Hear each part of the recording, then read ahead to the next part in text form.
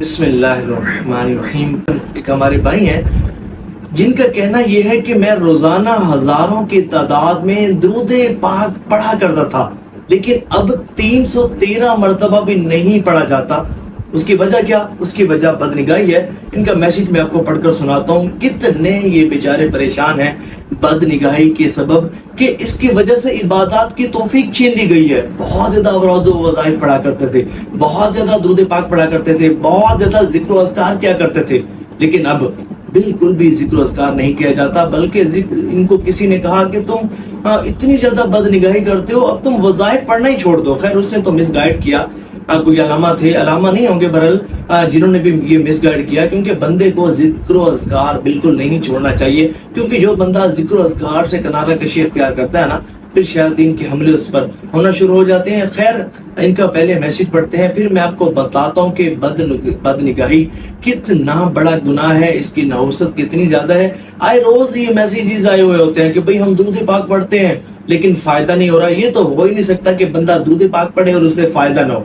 فائدہ ضرور ہوتا ہے، لیکن وہ روحانیت کی ترقی، وہ روحانیت کا عروج اور روحانی منازل طے کرنا اور روحانیت کے بلند مقام پر فائز ہونا، یہ تب نصیب ہوتا ہے کہ جب بندہ بد نگاہی سے جان چھڑاتا ہے، اپنی آنکھوں کو پاک کر لیتا ہے، پھر ہی تو اسے عبادت کی توفیق ملتی ہے۔ جو بندہ بکثرت بد نگاہی کرتا ہے نا، آپ دیکھ لیں، تجربہ کر لیجئے گا، مشاہدہ کر لیجئے گا کہ جو لوگ اپنی آنکھوں کو حرام سے پر کرتے ہیں، بد نگاہی کرتے ہیں، ان چیزوں کو دیکھتے ہیں کہ جن کو دیکھنے سے اللہ اس کے رسول صلی اللہ علیہ وآلہ وسلم نے منع فرمایا ہے، وہ آپ کو عبادات کرتے نہیں ملیں گے۔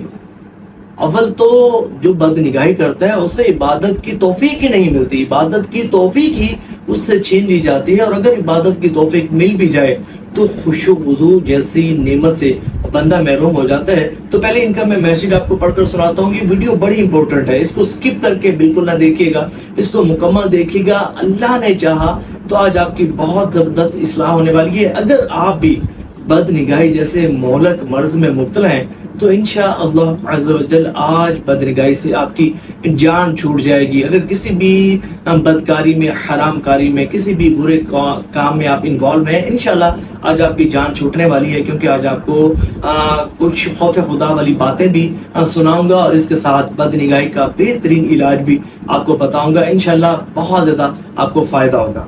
یہ بھائی ہیں جو کہتے ہیں کہ میں روزانہ ہزاروں کی تعداد میں درود پاک پڑھا کرتا تھا، اور اس کے ساتھ ساتھ کافی اوراد و وظائف بھی کیا کرتا تھا، لیکن اب میں بڑا پریشان ہوں کہ اب میرا 313 مرتبہ درود شریف بھی نہیں پڑھا جاتا۔ اوراد و وظائف پڑھنا بھی میں نے چھوڑ دیے، عبادت و ریاضت ختم ہو گئی، اور اس کا ایک ہی سبب ہے۔ سبب کیا ہے کہ کہتے ہیں کہ بد نگاہی کی عادت سے بہت زیادہ پریشان ہوں، بکثرت بد نگاہی ہو جاتی ہے، روحانیت بھی مجھ سے سلب ہو رہی ہے، ہو سکتا ہے کہ ایمان بھی سلب ہو جائے، لیکن دعا فرمائیے کہ مسلمان رہ کر مروں۔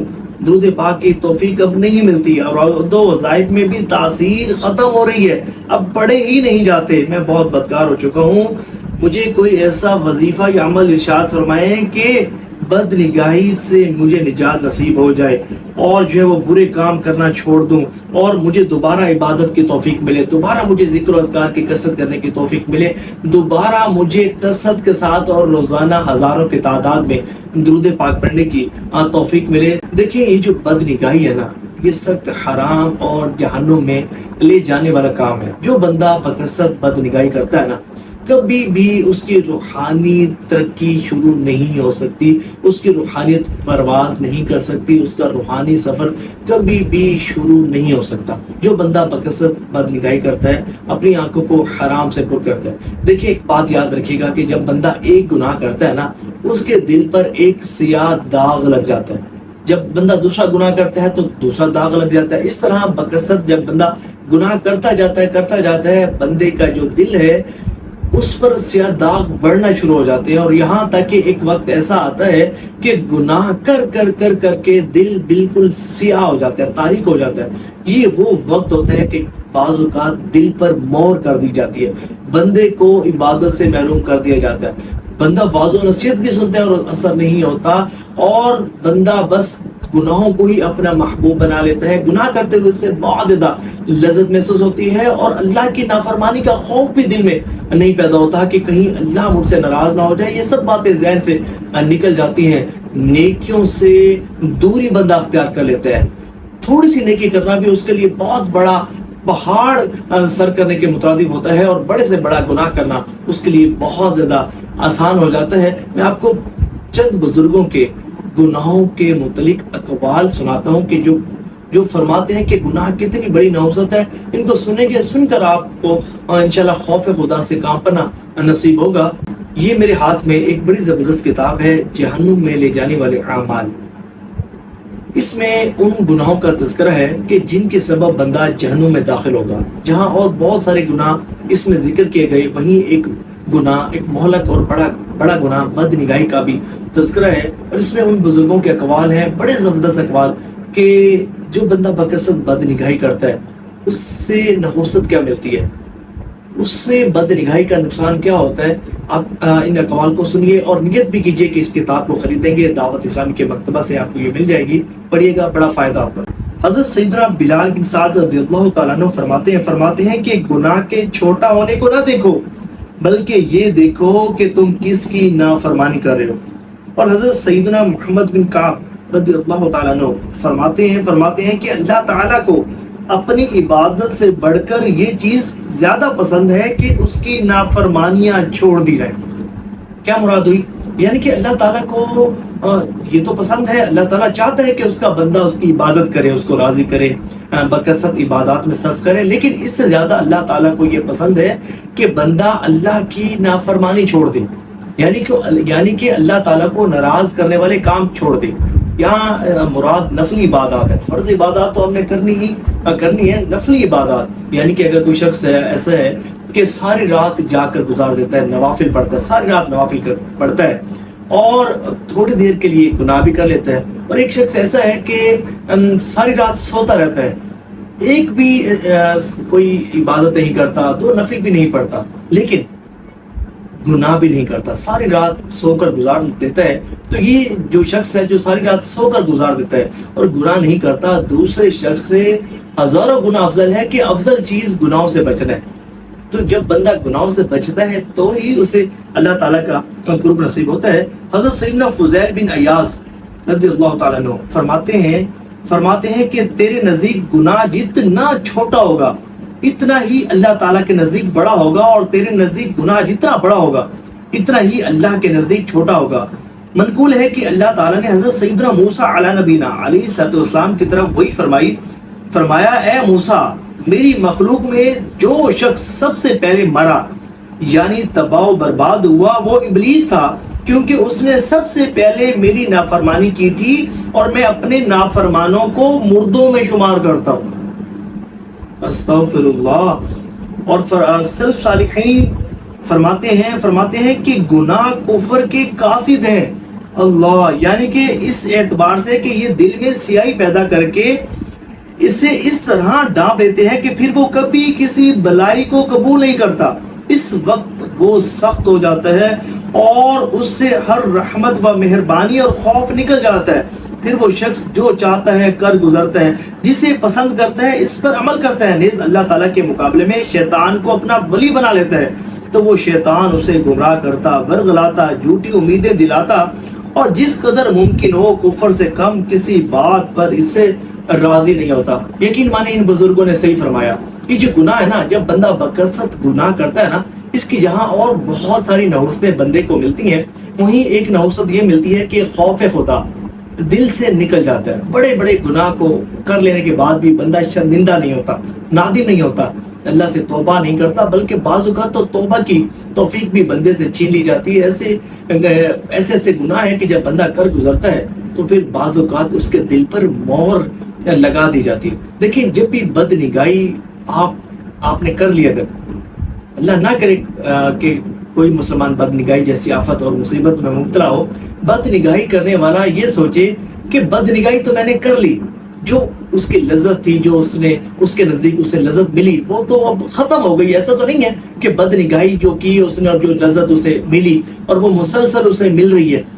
اب یہ دیکھیں کہ وہ تو اس نے کر لی, لیکن گناہ جو ہے وہ اس کے نامہ اعمال میں لکھا ہوا ہے، وہ بدنگاہی تو ختم ہو گئی، اس کی لذت بھی ختم ہو گئی، لیکن اس بدنگاہی نے اس کے دل کو تاریک کر دیا۔ اب ایک شخص ہے وہ فحش چیزیں دیکھتا ہے، بے حیائی کے مناظر دیکھتا ہے، وہ بیٹھا اور اس نے بیٹھ کر دیکھ لیے، اب وہ جو لذت اس ٹائم ملنی تھی اسے اس سے مل گئی، لیکن مجھے یہ بتائیں کیا وہ لذت اسے مسلسل مل رہی ہے؟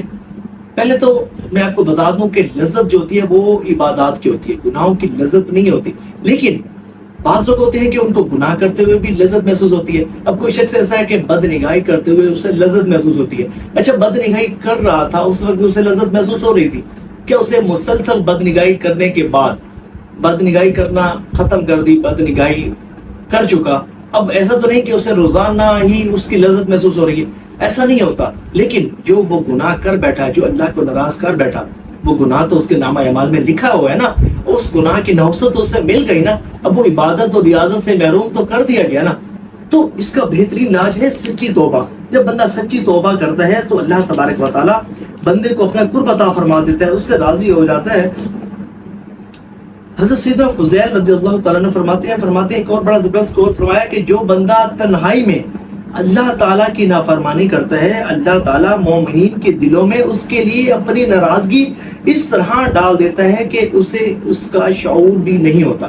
کیا مراد اس کی کہ جو بندہ بکثرت گناہ کرتا ہے نا، تو اللہ تعالیٰ اپنی مخلوق کے دلوں میں یہ بات ڈال دیتا ہے کہ میں اس بندے سے ناراض ہوں۔ مخلوق خدا بھی اس کی پھر عزت نہیں کرتی۔ اگر کوئی شخص ایسا ہے کہ اس کی زمانے والے تذلیل کرتے ہیں، لوگ اس کی تذلیل کرتے ہیں، اس کی عزت نہیں کرتے، اس کے ساتھ رسپیکٹ سے پیش نہیں آتے، تو اس کا ایک بڑا سبب یہ بھی ہو سکتا ہے کہ وہ بندہ بد نگاہی کرتا ہوگا یا گناہ کرتا ہوگا۔ اور فرمایا حضرت سیدنا سلیمان تیمی رحمۃ اللہ علیہ، آپ فرماتے ہیں کہ آدمی پوشیدہ طور پر ایک گناہ کرتا ہے تو اس کی وجہ سے اس پر ذلت طاری ہو جاتی ہے۔ ایک گناہ اگر پوشیدہ طور پر کر لیا تو اس کی نحوست یہ ملے گی کہ اس پر جو ہے وہ ذلت کو مسلط کر دیا جائے گا، اس کی عزت جو ہے وہ لوگ نہیں کریں گے، اس کی تذلیل ضرور ہوگی۔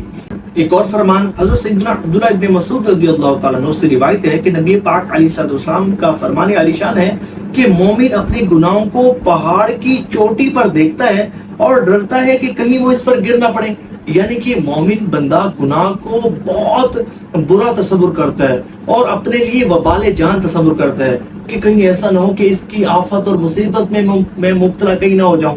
اور فاجر گناہوں کو ناک پر بیٹھنے والی مکھی کی طرح سمجھتا ہے، جب وہ اسے اڑاتا ہے تو وہ اڑ جاتی ہے۔ یعنی کہ جو فاسق ہوتا ہے، فاجر ہوتا ہے، تو وہ گناہ کو بہت معمولی تصور کرتا ہے، بڑے بڑے گناہ کر بیٹھتا ہے اور اس سے اندازہ بھی نہیں ہوتا کہ یہ کتنا بڑا اللہ کی ناراضگی کا میں کام کر بیٹھا ہوں، اللہ کو ناراض کرنے والا کام کر بیٹھا ہوں۔ تو بندہ جب بکثرت گناہ کرتا ہے تو پھر اللہ کا خوف بندے کے دل سے نکل جاتا ہے۔ حضرت سیدنا ابراہیم تیمی رحمۃ اللہ علیہ آپ فرماتے ہیں کہ میں موت، اچھا ہمارے بزرگان دین رحمہم اللہ المبین کس طرح اپنے دل میں خوف خدا پیدا کیا کرتے تھے، یہ سنیے اور کام بھی ہے۔ حضرت سیدنا ابراہیم تیمی رحمۃ اللہ علیہ فرماتے ہیں کہ میں موت اور مرنے کے بعد ہڈیوں کی بوسیدگی کو یاد کرنے کے لیے کثرت سے قبرستان میں آتا جاتا تھا۔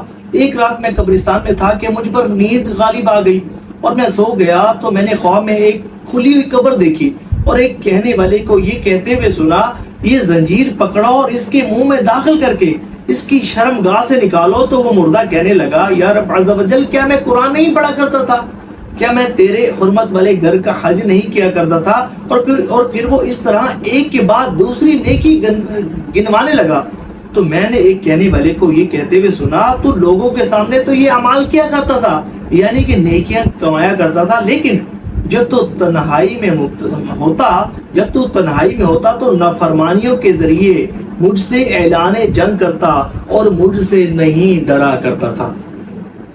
آج ہم جو لوگوں کے سامنے تو گناہ نہیں کرتے، کیوں نہیں کرتے؟ کہ لوگوں کے درمیان ہماری تذلیل ہوگی اور لوگ کہیں گے کہ بھئی یہ کتنا برا آدمی ہے۔ ہم تو یہ چاہتے ہیں نا کہ لوگ ہماری عزت کریں، اور بعض اوقات ہم چاہتے ہیں کہ لوگ ہمیں عبادت گزار سمجھیں، لوگوں سے خوف کرتے ہیں کہ کہیں لوگ یہ نہ کہیں کہ یہ گناہ گار ہے، لوگ مجھے نیکوکار سمجھے، عبادت گزار سمجھے، لیکن اللہ سے نہیں ڈرتے کہ جو جہنم میں داخل فرمانے والا ہے، جو بندے کو عذاب دینے والا ہے، اس خدا سے نہیں ڈرتے، بندوں کا خوف رکھتے ہیں۔ بندوں نے کیا دینا ہے؟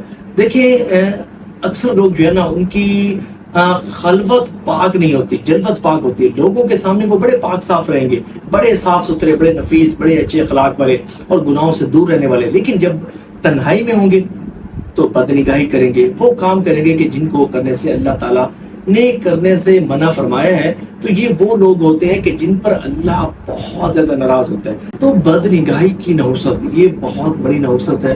اس کی وجہ سے عبادت کی توفیق بھی چھین لی جاتی ہے، عبادت کا خشوع و خضوع بھی چھین لیا جاتا ہے. اگر آپ چاہتے ہیں کہ آپ کو عبادات کی توفیق ملے، آپ کو خوف خدا نصیب ہو، آپ کو اللہ اس کے حبیب صلی اللہ علیہ وآلہ وسلم کا قرب خاص نصیب ہو، آپ نیک بن جائیں، نمازی بن جائیں، پرہیزگار بن جائیں، عبادت گزار بن جائیں، تقوی و اخلاص کا پیکر بن جائے، اللہ تعالیٰ کے عبادت گزار بندوں میں آپ کا شمار ہونے لگے، تو سب سے پہلا کام بدنگاہی کو چھوڑ دے، سچی پکی توبہ کرے کہ مولا آئندہ تیری نافرمانی نہیں کروں گا، تجھے ناراض کرنے والے کام نہیں کروں گا، بدنگاہی نہیں کروں گا. اور اس کا بہترین علاج بھی میں آپ کو بتا دیتا ہوں. دیکھیں، آپ نا اگر چاہتے ہیں کوئی بھی گناہ آپ سے ایسا سرزد ہو رہا ہے کہ جس سے آپ نجات حاصل کرنا چاہتے ہیں، تو اس کا ایک بہترین علاج یہ ہے کہ اپنے نفس پر جرمانہ کریں. دیکھیں، یہ جو نفس ہے نا، نفس و شیطان، یہ بڑا ذلیل ہے. یہ بندے کو عبادت سے محروم کرنے کی کوشش کرتے ہیں. نفس جو ہے وہ کہتا ہے مجھے اور دو، ایک خواہش پوری کریں گے دوسری خواہش کی ڈیمانڈ کرے گا، دوسری خواہش پوری کریں گے تیسری خواہش کی ڈیمانڈ کرے گا. اور بندہ جب نفس کا غلام بن جاتا ہے تو پھر عبادت کی توفیق بھی نہیں ملتی. بہترین علاج یہ ہے، اگر آپ گناہوں سے بچنا چاہتے ہیں، نفس پر جرمانہ کریں. کبھی گناہ ہو گیا تو پھر اپنے نفس پر عبادت کا بوجھ ڈالیں. خود سے کہیں کہ اچھا اگر میں نے یہ گناہ مجھ سے ہو گیا تو 3 دن مسلسل روزے رکھوں گا، یا اگر یہ گناہ ہو گیا تو پھر ٹھیک ہے، پھر 30 نوافل میں پڑھوں گا، 50 نوافل، 100 نوافل پڑھوں گا. اچھا، ایک بہترین نسخہ بتاؤں، گناہ چھوٹ جائیں گے انشاءاللہ. گناہوں سے کنارہ کشی کا ایک بہترین علاج، بڑا زبردست علاج میں نے کئیوں کو بتایا، بڑا نفع بخش، آپ بھی سن لیجئے. وہ یہ کہ اگر آپ چاہتے ہیں کہ آپ کا نفس آپ کی بات مانے، گناہوں کی نحوست سے آپ کو نجات ملے، تو آپ جو ہے وہ اپنی آمدنی، جتنی بھی آپ کی آمدنی ہے منتھلی، جتنی بھی انکم ہے، 20,000 30,000 50,000، اس میں سے نا کچھ حصہ صدقہ کرنا شروع کر دیں. یعنی کہ خود سے کہیں کہ اگر مجھ سے یہ گناہ سرزد ہوا تو پھر ٹھیک ہے. اگر کسی کی 30,000 آمدنی ہے تو وہ یہ نیت کرے کہ میں 3,000 صدقہ کر دوں گا. اگر کسی کی 50,000 آمدنی ہے تو وہ کہے کہ جی میں 5,000 صدقہ کر دوں گا. بدنگاہی نہیں ہوں گے، کیونکہ جیب سے پیسے نکلیں گے نا.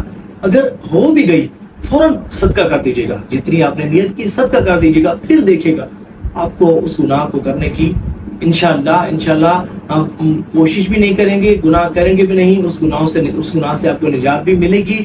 اور انشاءاللہ جب گناہوں کو ترک کریں گے تو خوف خدا بھی نصیب ہوگا، عبادت کی توفیق اور خوش و خضوع بھی آپ کو نصیب ہوگا. ثواب کی نیت سے شیئر بھی کیجیے گا، کمنٹس میں بتائیے گا ضرور کہ اس ویڈیو سے آپ کو کتنا فائدہ ہوا ہے. اللہ تعالی ہم سے راضی ہو، ہم سب کی بے حساب مغفرت فرمائے.